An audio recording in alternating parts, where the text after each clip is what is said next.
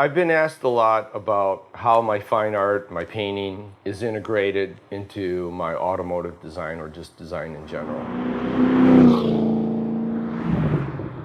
Growing up in New York City during the period of pop art, I had a lot of gravity. I had the Museum of Modern Art basically memorized. And I developed my painting and my art all the way through high school. And when I got into college, I was a fine artist with a lot of interest in automotive design. I was on a mission to be an automotive designer. My name is Camilo Pardo. Today I'm driving a 2005 Ford GT.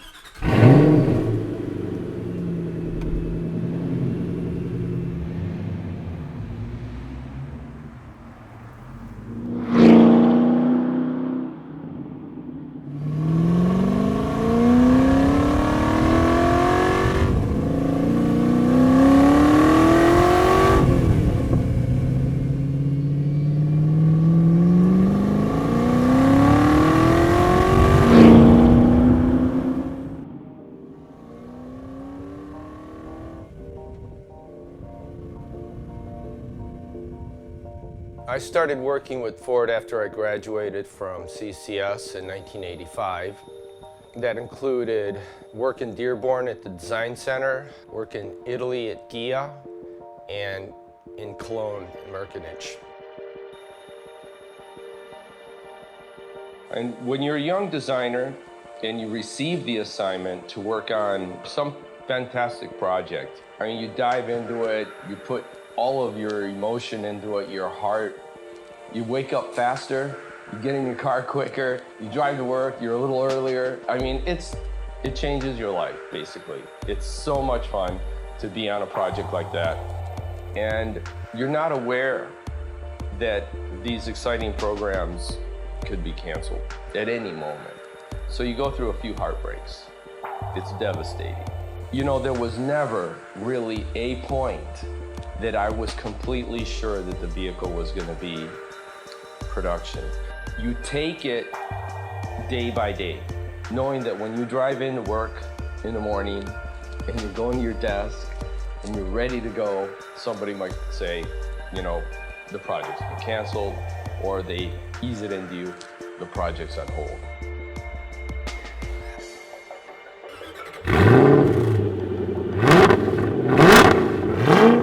When we started the GT40, it was specifically a production car. There was no concept car.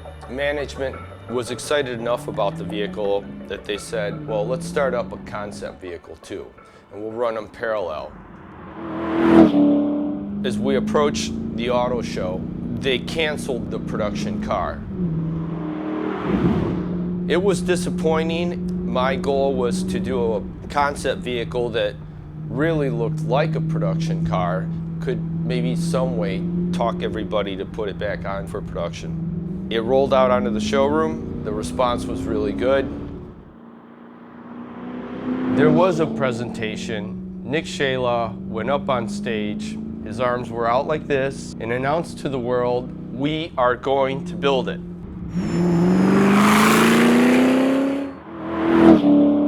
And basically it propelled itself into being a production vehicle. My first exposure to driving the Ford GT was driving the workhorses at the Ford Proving Ground. It was a very raw car. We had committed to do 3 cars in 15 months.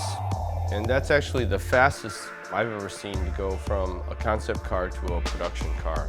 These 3 cars had to be ready for Laguna Seca. Ford was going to give the keys of these cars to journalists, to drivers like Jackie Stewart, Dan Gurney, Carroll Shelby, and Jay Leno. Everybody was going to be there. We took everybody's input and brought it back to the studios, and then they were launched.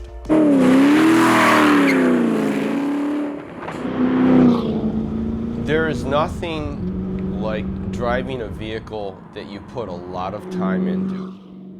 I can remember driving my car home from the dealership. I mean, I've driven a lot of performance cars, but this car felt so rigid. It was like I was talking to the pavement.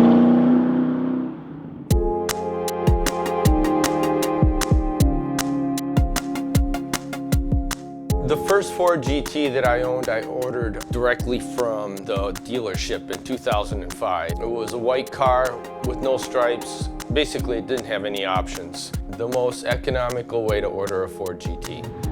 I sold that car and then I moved up to the Heritage. You know, it was the Golf car, it was baby blue and orange. I owned 2 of those. It was the coolest GT that you can get in production. I had already done a special signature vehicle for an auction, and I thought that I could do a follow-up for myself. I did a metallic blue, medium metallic, with a white nose. It looked so good, it looked like an OEM car.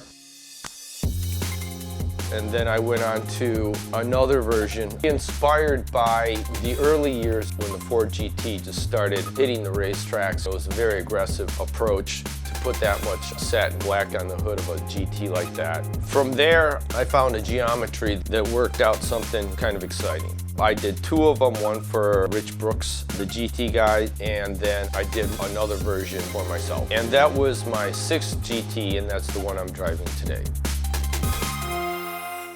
Experiencing or thinking back, you know, what it was like when you created the shape of it in clay, when they milled it, and you're continuously dealing with the decisions and the shapes that you came up with, and now you're experiencing it and driving it, and living with it.